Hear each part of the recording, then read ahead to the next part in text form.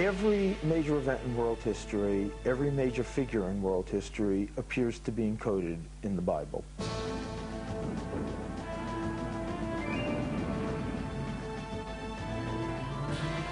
The Bible codes are a dramatic demonstration that what we have here really is the Word of God and not simply a historical tradition.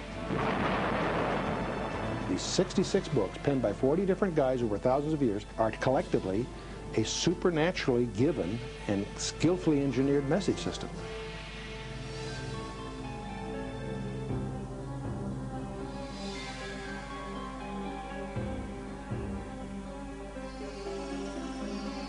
Ordinarily, we would assume that this building, the U.S. Pentagon, and anything having to do with the Bible would be far removed from one another. But in 1994, Statistical Science, a respected mathematics journal, published report number 3, volume 9, titled Equidistant Letter Sequences in the Book of Genesis. That report found its way to this door. Thank you, Harold.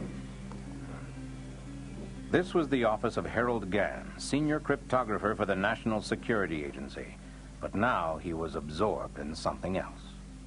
You still working on that Bible thing? Your little 386 at home has been crunching numbers for almost 2 weeks now. 19 days, actually. 14 hours and 21 minutes. Gans knew that equidistant letter sequence was a code form widely used by various governments and their agents. The idea that they would occur in the book of Genesis was hard for him to believe. I don't know why you're wasting your time. And this thing's either pure coincidence or pure nonsense. I'm sure you're correct. But Rips designed the original program, and Statistical Science published the findings. Eliyahu Rips? Mm-hmm. Well, he's a world-class mathematician. What's he doing messing with this religious stuff? Makes you wonder, doesn't it? He found it so difficult to believe that he wrote his own computer program based on his intimate knowledge of encryption techniques with the intent of disproving the results published by Statistical Science. So here we are, the agency that cracked the Enigma code, the Japanese Purple code. We've got parallel link Cray supercomputers coming out our ears. And our senior cryptologist writes simple equidistance letter sequence codes on a 386. What am I missing here? Probably the significance of what this means if it's true. Oh, yeah, all the secrets of the world are encoded in the Torah, and only God could have put them there.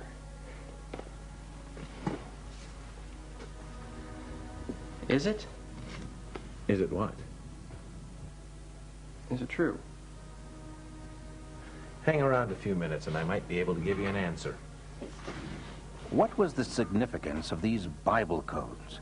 Could there be information encrypted in the book of Genesis having to do with people and places that could not have been known at the time the book was written? If the codes were simply a matter of random chance, the Gans program would soon reveal it. He was sure his wife would soon be calling to tell him his computer had stopped and the p-value, a numeric representation of probability, was a very large number.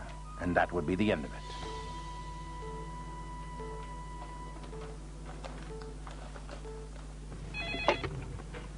This is Gans.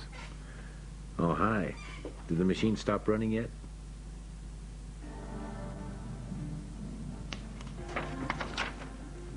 What was that number again?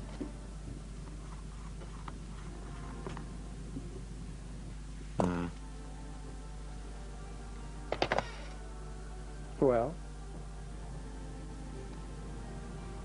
As a matter of fact, it is true. I don't think I've ever seen a p-value this small before. The probability that these codes could appear by accident it's virtually non-existent. What Gans discovered that day was that everything was there, just as the study said it was, firmly fixed in the code. He also knew the controversy was just beginning. I believe the Bible code issue is nonsense from beginning to end. The overwhelming majority of scientists who have studied the phenomenon have come to the conclusion that there's no basis for it whatever. We've come a long way since 1450 and Gutenberg's first movable type printing press. Today, this small disc contains the entire Bible. Any passage can be accessed at the push of a button. In just a matter of minutes, everything in the Bible relating to a particular subject can be accessed, collated, and printed out. But you know, for all of our sophistication and technological skill, we haven't been able to improve on the words. What they say and what they represent remains exactly the same. There is something that has recently captivated biblical scholars and scientists alike, however. It is the notion that there might be something more here than just the words that are on the surface. There is evidence that embedded within the Hebrew letters of what the Jews refer to as the Torah, that is Genesis, Exodus, Leviticus, Numbers, and Deuteronomy, or the first 5 books of the Bible, there is a code that tells of events far into the future. A code that, according to some, could only have been put there by the original author, God himself. Some researchers have even suggested that Yeshua, the Hebrew name for Jesus Christ, has been found to be part of these codes throughout the Old Testament. As you might suspect, this idea has generated a great deal of controversy. But then, the Bible's been a source of debate ever since Moses brought down the 10 Commandments from Mount Sinai. There have always been those who love it and those who hate it. All the good from the Savior of the world is communicated through this book. All things desirable to men are contained in the Bible. If we would destroy the Christian religion, we must first of all destroy man's belief in the Bible. The Bible is the greatest benefit which the human race has ever experienced. The inspiration of the Bible depends upon the ignorance of the gentleman who reads it. It is impossible to mentally or socially enslave a Bible-reading people. One does well to put on gloves when reading the New Testament. Everything in it is cowardice and self-deception. A thorough knowledge of the Bible is worth more than a college education. The debate continues to this very day. But all other arguments aside, one fact is indisputable. Since Gutenberg printed the first Bible, it has become the most widely distributed and widely read book in the world. Every year, more copies of the Bible are printed than any other book ever published. A recent count put the number of complete Bibles printed in a single year at over 60 million. Another 90 million New Testaments were also printed, and over 1.5 billion scripture sections were published in over 2,000 languages. Amazingly, those numbers keep growing every year. What is there in this book that has captivated the minds and hearts of people the world over for thousands of years? What could there possibly be in the history of a small group of people in a dusty corner of the world that could attract such attention? What is there in the words of these scrolls that has bound a scattered nation together for over 3,000 years? The Old Testament, specifically the Torah, or the first 5 books of the Bible, is, according to its adherents, a history of God's dealings with mankind, and specifically the children of Israel. Yet it is filled with fantastic stories that many scholars insist cannot be true. Was there a series of devastating plagues that overcame the great Egyptian Pharaoh? Did a man called Moses actually receive the 10 Commandments and the Mosaic Law directly from God? Could this same Moses have miraculously opened a pathway through the Red Sea? The critics are relentless. Some even say the Exodus from Egypt never took place and Moses never existed. The words of the Torah, they insist, were penned by ancient Jewish leaders as a mechanism to control their people, nothing more. In a moment, we'll look at these issues through a modern lens and see if recent discoveries in modern technology can provide some answers to these age-old questions. But assuming for the moment that Moses did exist, what are we to make of these new scientific studies that suggest there is more, much more? Today, the question being asked in ever-widening circles is simply, is there information about modern people, places, and events embedded in the ancient biblical text? Is there, in fact, a Bible code? Does this code contain information about Hitler and the Holocaust, about the reestablishment of Israel, the 6 Days War? did it actually anticipate the assassination of Yitzhak Rabin? And can it tell us what happiness or horror the future holds? I was in Israel to meet with the chief of Israeli intelligence on a totally different subject 6 years ago, and I heard by chance about the work that a very famous mathematician in Jerusalem had done. He had found the exact day that the Gulf War would begin in a code in the Bible. And I thought this was just nonsense. I thought it was absurd. I said, I'm not religious, and began to walk away. Then I checked out this mathematician.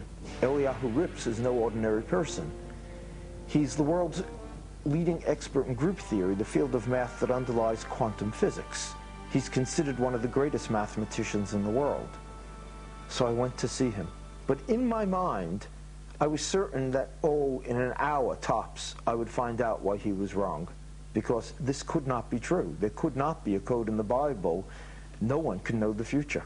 Instead of spending an hour with Dr. Rips, I spent a week with him. And at the end of the week, I knew he was on to something real. Israeli officials will neither confirm nor deny that information regarding the first Scud attack was derived from researchers involved with the Bible Code. But given the results, it is fair to ask if perhaps science and religion have not at long last found a common ground. 3 weeks before the Gulf War began, Dr. Rips and his colleagues in Israel found encoded in the Bible, Saddam Hussein picked a day, enemy, Scuds, and the date, January 18th, 1991, actually the equivalent in the ancient Hebrew calendar. Perhaps before going on, we should try and answer some of the questions posed by the critics, beginning with the most fundamental question of all: was there really a man named Moses? According to the book of Exodus, at the time Moses was born, the Pharaoh of Egypt had decreed that all male Hebrew children be killed. The mother of Moses, unwilling to follow this horrible edict, put her young son in a basket made of reeds and set it adrift on the river. The daughter of Pharaoh found the basket and took the child for her own son. Moses was transformed from the child of Hebrew slaves to the grandson of the Pharaoh in a single day. But Moses' life in the court of the Pharaoh came to an abrupt end when he saw an Egyptian taskmaster beating a Hebrew slave, and in a rage, Moses attacked the Egyptian and killed him.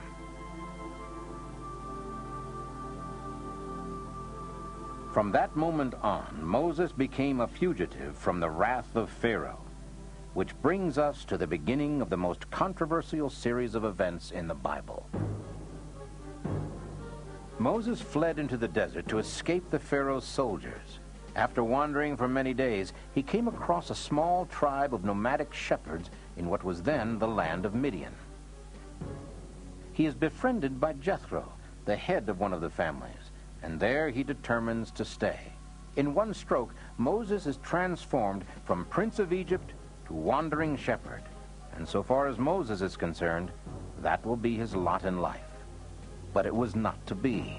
One day, while in the desert, he was startled by the sight of a burning bush that, while fully involved in flame, was not consumed. The Lord spoke to him out of the bush and told him he must return to Egypt. Critics are quick to point to this episode as proof the Bible is pure fantasy.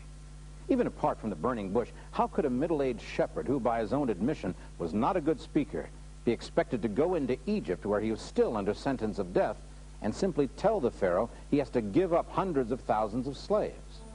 The answer, according to the Bible, is a series of plagues that God permits Moses to call down upon the Egyptians. There are plagues of frogs and flies, of the water in wells, rivers, fountains, even urns turning to blood, of boils, dying cattle, and fiery hail. Finally, Moses names the most devastating plague. The firstborn of every Egyptian household will die. And therein lies the problem. Critics insist that the Egyptians were such astute record keepers that something so tragic, so all-encompassing, would certainly have been recorded by their own scribes as well as by Moses. As it turns out, recent discoveries have proven them right. And there's an ancient Egyptian papyrus document called the Ipuwer Papyrus, and it recounts in eyewitness fashion the plague of blood, the plague of cattle disease, the plague of strange fire phenomena, the plague on the firstborn, the strange darkness, all the events that we previously thought we only knew about from the Bible. We can read about it in the Egyptian records. Given the severity of these plagues, it is not unlikely that the Pharaoh would at last let the people of Israel go. But somewhere along the line, he had a change of heart. And here the biblical record stands alone in its depiction of what many still regard as an unbelievable miracle. Yet except for this miracle, there would be no Bible or the possibility of a Bible code. Pharaoh's army of chariots was rapidly gaining on the slow-moving mass of humanity trying to make its way across the wilderness of Sinai. Suddenly, they found themselves facing the Red Sea with the Pharaoh's army closing in from behind. Moses, according to the Bible, raised his arms, and the Lord caused the sea to go back by a strong east wind that provided the children of Israel with an escape route. We can only imagine what a great act of faith it was for the children of Israel to follow the bidding of Moses and rush out into what just moments before had been an impassable sea. The way was open before them, but it was only a narrow strip of land with a wall of water on both sides. Behind them, the Pharaoh's army, bent on destruction, pressed forward. Terrified, but facing certain death, they rushed out onto the narrow bridge of land. It is not hard to imagine the Pharaoh's army coming to a standstill, staring in disbelief at the fleeing Israelites and giving them precious time to complete the crossing.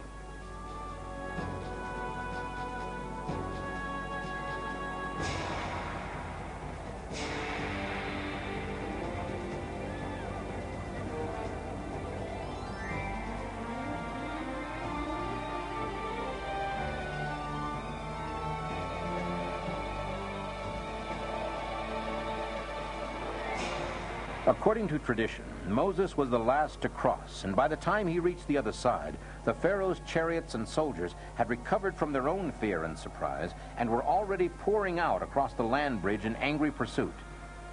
Theirs, however, was to be a different fate.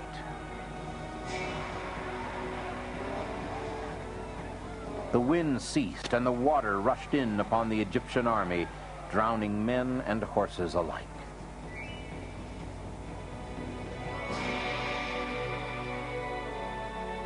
But could such a thing really have happened? Oddly enough, it was Napoleon who first discovered that indeed it could. At this site in 1799, Napoleon's engineers discovered an underwater ridge some 600 feet wide that extended from shore to shore. His engineers calculated the right time for crossing this 5.2-mile strip when the east wind would blow sufficiently to clear the seabed of water. Napoleon, however, barely escaped with his life when a sudden change in the wind's direction brought an onrush of water covering the strip within just a matter of minutes. Of course, those were 18th century engineers, and their records did little to satisfy the critics. 20th century scientists, however, have taken up the challenge with surprising results. Dr. Doran Knopf, professor of oceanography at the University of Florida, has developed an experiment to test the viability of the biblical account of Moses and the children of Israel crossing the Red Sea. We were intrigued by the possibility that perhaps there is some explanation for a similar process. So what we did, we developed what we call in physical oceanography a mathematical model of the part of the Red Sea where many people believe that crossing could have been. Okay, what we have here now is a physical model of the Red Sea. The deep part supposed to represent the main body of the Red Sea, which is about 2,000 or 3,000 feet deep, and the shallow part, with the one with the sloping bottom, supposed to represent the Gulf of Suez, which is much shallower. As we said before, the average depth of the Gulf of Suez is about 100 feet, and the length is few hundred miles. Okay, what we have in addition to this, we introduced here an artificial ridge, which you see right here, and the depth of the water above that artificial ridge is only about 10 feet high. Okay? And what I'm going to do is I'm going to let the wind blow from here, and you will see how the water recedes and, in fact, exposes the ridge to the air.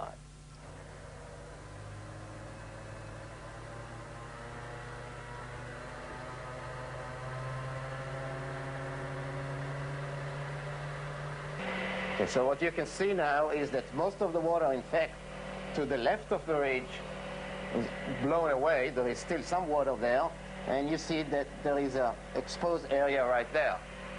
All right? So the idea is that the Israelis crossed on this part of the ridge which was exposed, and they saw water on the two sides, right? They saw the water on the left side of the ridge and the water on the right side. And I'm going to cut the wind off now, and I'm going to do that abruptly, and you will see how it comes back. So let's do that.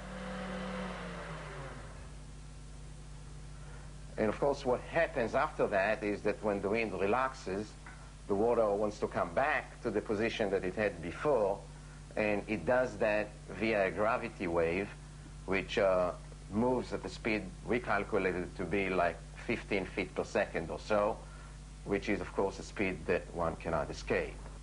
Dr. Knopf's experiment demonstrates that the strong east wind could indeed have opened a passage through the Red Sea sufficient for the children of Israel to cross. And as Napoleon demonstrated, once the wind stopped, there could be no escape for the Pharaoh's army. Modern research has shown that it was possible for the fleeing slaves to have crossed the Red Sea at this particular point. But how do we know this is where Moses brought his people? Once again, modern technology shows the way. Literally. Infrared satellite imaging has tracked a large migration of people, their campsites, and their direction across the Sinai Peninsula with an astonishing correlation to the biblical account in Exodus. With satellite infrared photography, there have been major archaeological discoveries found throughout the world. There's a trail that comes down the west branch of the Red Sea. The left-hand branch of it comes down to the tip of the Sinai Peninsula, stops there. It appears to come out the other side and then wanders north to the highest mountain in the area, Jabal al-Lawz. And we did find what I think is important archaeological evidence that something took place at Jabal al-Lawz. We found at the base of this mountain 12 pillars, 18.5 feet in diameter. Why not 7? Why not 11? Why 12? With 12 tribes of Moses fitting so perfectly into that scenario. Additionally, on the flat in front of this mountain, we found a large pile of rocks about 20, 24 feet tall. There's a petroglyph of an Egyptian, not an Arabic drawing, but an Egyptian drawing of the golden calf. And additionally, at the base of the mountain, we found kind of a wing-shaped formation, foundation pointing towards the mountain. And there we found marble, round marble stones. This is some of the stone of it. This rock is not indigenous to that area of Saudi Arabia, let alone to Saudi Arabia. Somebody brought this in a tremendous distance. Something really did take place at this mountain, and it may well have been the Exodus. All these findings seem to confirm the discovery of the real Mount Sinai according to information provided in the Bible. Could this then be the actual route of the Exodus? Are we now within sight of the biblical Mount Sinai and the miraculous meeting that produced the Torah? Modern technology, it seems, can confirm that there was a man called Moses, that there was a massive exodus of people out of Egypt, and that these people did cross the Red Sea and go into the ancient land of Midian, now Saudi Arabia. But was Moses responsible for this book, the Torah, or what we commonly refer to today as the first 5 books of the Bible? And can modern technology confirm what may be the most fantastic biblical discovery of all time, the existence of the Bible code? To find the answer to that question, we must first try and determine how the Torah was actually written. This is important because if the code exists, the plain text would have to be the same today as it was when Moses brought it down from the mountain. After nearly 4,000 years of copying and translation, is that even remotely possible? Dr. Eliyahu Rips decided to find an answer to that question, and in 1982 began an intensive study designed to prove or disprove once and for all the ancient Jewish tradition that holds there are hidden messages encrypted in the Torah. It was 12 years before the completed study was published and came to the attention of Harold Gans. Since that study, the mystery of the Bible codes has sparked worldwide interest in the ancient text and sparked intense debate among scientists and biblical scholars alike. But is the idea of some sort of code in the Bible really new? What, if anything, does the Bible itself have to say about hidden or sealed information within its pages? Haven't there been others over the centuries who have tried to uncover hidden secrets in the pages of the Bible? What, if anything, did they discover? In the next few minutes, we'll try to provide answers to those questions and to what is perhaps the most intriguing question of all. After centuries of being on opposite sides, will science and religion finally come together in a single expression of truth? There are those who suggest they already have. When you stop to think about it, the Bible is truly an amazing book.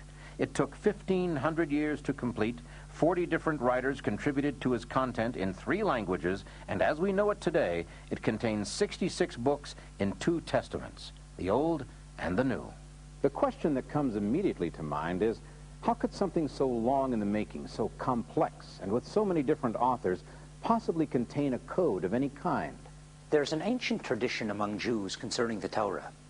This tradition claims that unlike all other books of Scripture, the Torah alone was not merely inspired, it was dictated directly by God to Moses in a precise letter-by-letter sequence without punctuation or spaces between words. Jews and Christians alike have long considered the words of the Bible to be divinely inspired.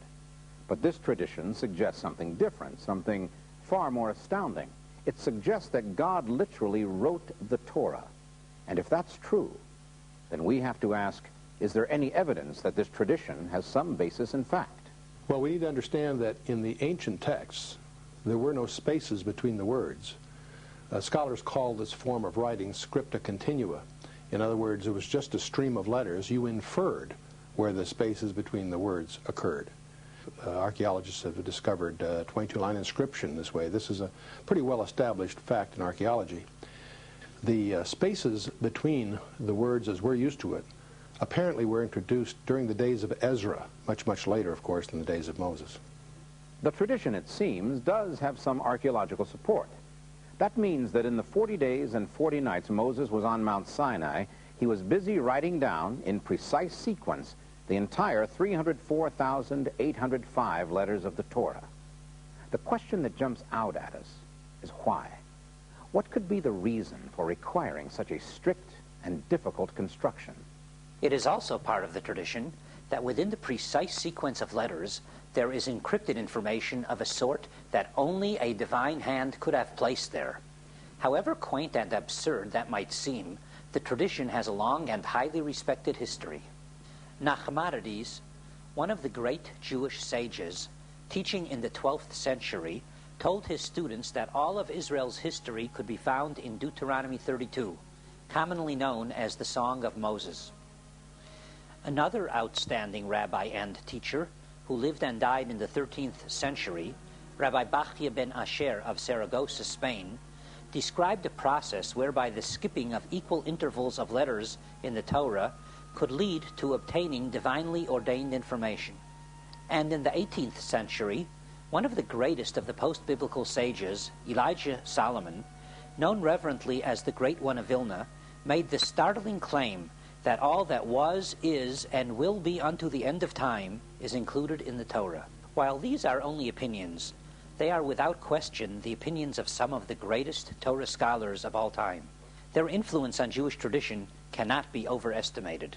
It seems pretty clear that the idea of some kind of coded information in the Bible, specifically the Torah, has been with us for centuries. Would it surprise you to learn that the concept was not only believed, but actually enlarged upon by one of history's most famous scientists? Sir Isaac Newton served as provost of Cambridge University for many years and is generally regarded as the first modern scientist.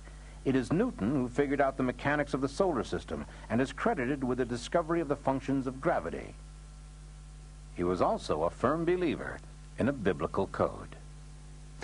Sir Isaac Newton, who was better at it than anyone, said that the entire universe, not just the Bible, the entire universe was a cryptogram, a code set by the Almighty.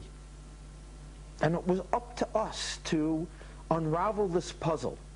And he, of course, also looked for a code that he was sure existed in the Bible that would reveal the future of mankind. Newton left many of his personal papers at Cambridge when he retired. His biographer, John Maynard Keynes, discovered the papers and was shocked to learn that most of the 1,000,000 or more words in Newton's own handwriting had nothing to do with mathematics or astronomy, but rather esoteric theology. Newton was a firm believer in a Bible code. He was so certain there was a hidden code in the Bible that he spent over half his life trying to decipher it. The secret of the Bible code, if indeed it existed at all, would remain hidden for another 300 years. Ironically, it would be the greatest tragedy in Jewish history that would set the stage for the scientific discovery of coded information in the Bible. World War I had proven that being able to break enemy codes was absolutely vital to winning a war. By the time the Second World War broke out, cryptanalysis, the art of making and breaking codes, was well on its way to becoming a science. A small group of Polish mathematicians had broken the supposedly unbreakable German Enigma code in 1934. When America entered the war, the fledgling U.S. Signal Corps, later the National Security Agency, was able to keep one step ahead of the constantly mutating code, giving Allied generals and admirals advanced knowledge of German strategy. But in order to keep up with the ever-changing code, they had been forced to devise a means of making the large numbers of calculations required. What they came up with was a huge mechanical calculator they called a computation machine. These computation machines made cryptanalysis a viable science. As it turned out, they also gave the United States a huge advantage in harnessing the energy that would change the world.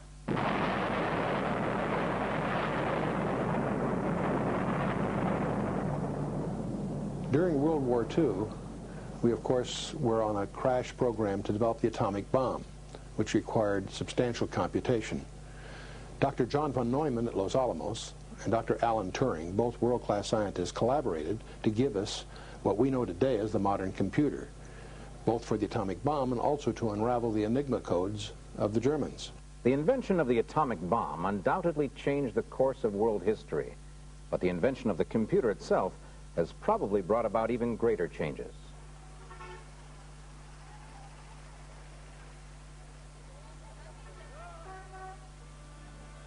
Rabbi Michael Ber Weissmandl, a childhood Talmudic and mathematical prodigy in Czechoslovakia prior to World War II, survived the Holocaust and after the war emigrated to the United States.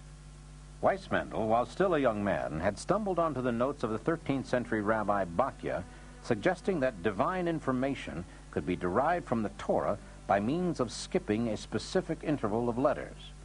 Now, with all the horror behind him, Weissmandl returned to the fascination of his youth, the possibility of a mysterious Bible code.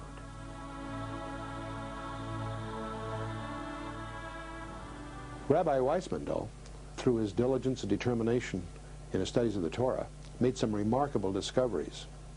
The word Torah in Hebrew consists of 4 letters, a Tau, a Vav, a Resh, and a He, which are equivalent for us to talk about it as if it was a T, an O, an R, and an H.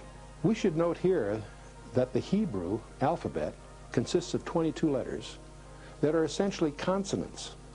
Vowels are generally simply inferred. The Vav operates sort of what we would consider as an O, but it's not considered a vowel.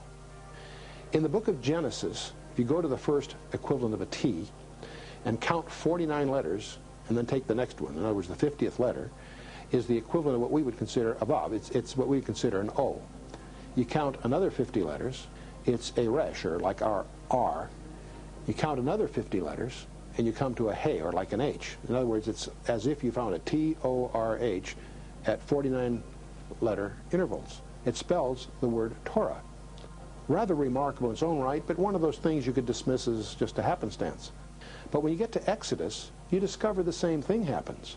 You come to a T, 49 letters plus 1, you get to the O, the R, and the H the same way. And so again, this starts to look very designed. In fact, it's rather interesting that this number 50 are the number of days from the Exodus to the giving of the Torah at Mount Sinai. In pursuing this further, you go to the book of Leviticus, the third book, and nothing like this happens. But you go to the fourth book of the Torah, the book of Numbers, the same thing happens, but only if you spell Torah backwards. Kind of weird. You go to the book of Deuteronomy, again you find the equivalent thing, but only if you spell it backwards. Now, you wonder, what does this mean? And you stand back from it all.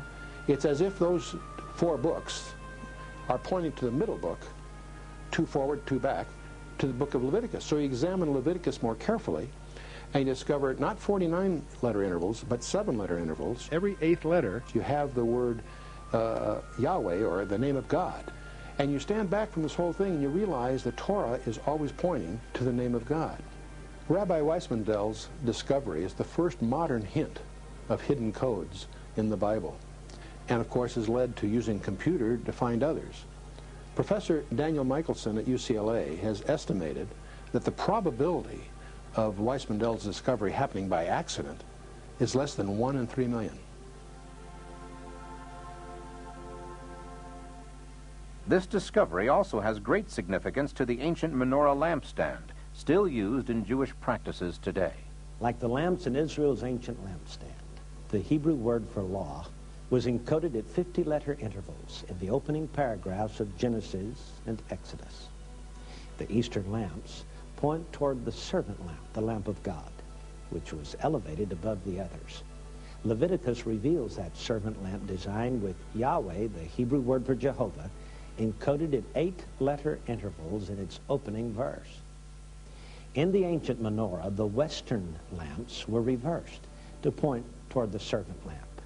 Following that design, the word Torah was found to be encoded backwards in the introductory paragraphs of Numbers and Deuteronomy. Just as the lamps on either side of Israel's ancient menorah were ignited from the flame of the elevated lamp of God, these 4 encoded Torahs point to the glory of Yahweh, or Jehovah, in Leviticus. It was the 50-year-old discovery of Rabbi Weissmandel that finally convinced a small group of Israeli scientists that computers might be the key that would unlock the centuries-old mystery of the Bible code. It was Dr. Eliyahu Rips, one of the world's leading mathematical experts, who devised the first mathematical model to test the viability of the skip codes Weissmandel had apparently demonstrated. But he soon enlisted the help of Doran Whitsom, a graduate student in physics specializing in general relativity, and Yoav Rosenberg, a brilliant young computer scientist. Together, they hoped to prove scientifically whether or not a Bible code existed. It would be a long and tedious undertaking. Dr. Rips, in creating the Bible Code computer program, took the original Hebrew text of the first 5 books of the Bible, the words that, according to the Bible itself, God dictated to Moses on Mount Sinai 3,200 years ago.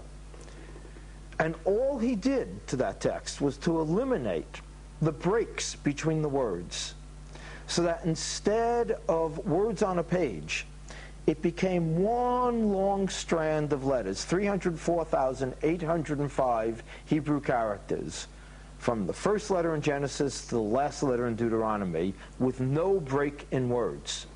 So perhaps Dr. Rips was restoring the Bible, the Torah, the first 5 books of the Bible, to its original form. In any event, he was not changing the order of the letters. He was just eliminating the breaks between the words. He then programmed a computer to look for really a very simple code that would reveal new information.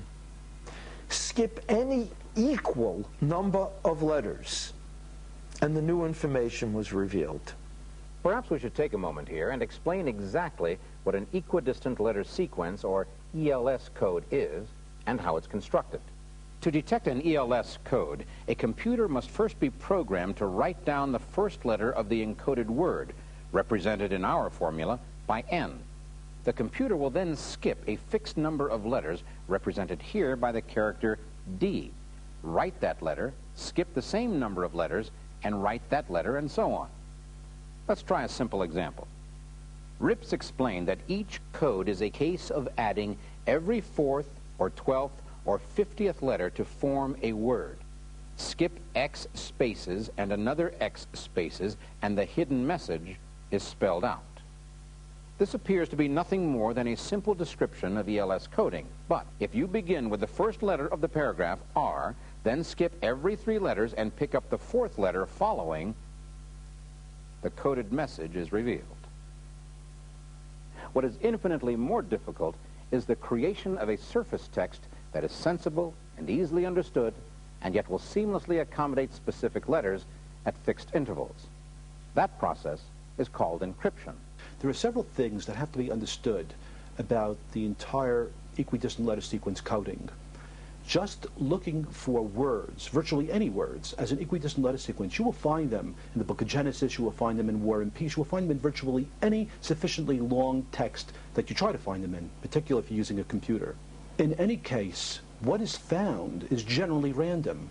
You have to apply statistical analysis to determine whether or not what you found is in fact random, or is in fact well beyond what you'd expect to find at random. The key to statistical significance is how many related terms are found in a small area of biblical text and how many characters are in each term. Short words in lots of text are very likely just coincidence. So if all text can produce words at equidistant letter sequences, what makes the Torah codes unique? Now, it's amazing. And only in the Bible do you find this. When, for instance, by skipping an equal number of letters, you spell out President Kennedy, the very next letters in the same skip sequence say to die, and Dallas is encoded in the same place. When you look for Shakespeare, the very next words in the same equal distance skip sequence say, we'll present plays on stage, and Hamlet and Macbeth are encoded in the same place. You could find Kennedy or Shakespeare in some equal distance skip in any big enough text. If not in War and Peace, look in a bigger book. Eventually you will find some equal distance skip sequence that does spell out the name of any historical figure. But only in the Bible will you find encoded consistently in the same place accurate related information. In order to test the ELS code theory, the research team created a program according to strict scientific and statistical rules. The usable text would be only the book of Genesis, some 78,000 letters. In order to make certain the results could not be tainted by subjective interpretation, they selected the names of 34 of Israel's most famous and revered sages as the target of their search. To make it more difficult, they also asked the program to search for either the target's birth date or death date. After months of work, the incredibly complex mathematical model and program was ready. Now it was up to the computer. The results of this test startled even the researchers. All 34 names were there, coded into the text, along with either their date of birth or date of death. He used statistics correctly, and he found that the information encoded in the Bible was encoded there against odds of 10 million to 1. He looked for the same information in War and Peace and 2 original Hebrew texts, and there found nothing but random letter combinations. Only in the Bible did he find consistent, coherent information against odds of 10 million to 1. Science, it seems, has the key to unlocking the secrets of the Bible codes. Still, there are those who are critical of the discovery. In Part 2 of Secrets of the Bible Code Revealed, the critics will have their say. Also, you'll find out precisely what the Bible codes have revealed about our day, and if there are codes other than ELS codes in the Bible. Don't miss Secrets of the Bible Code Revealed, Part 2.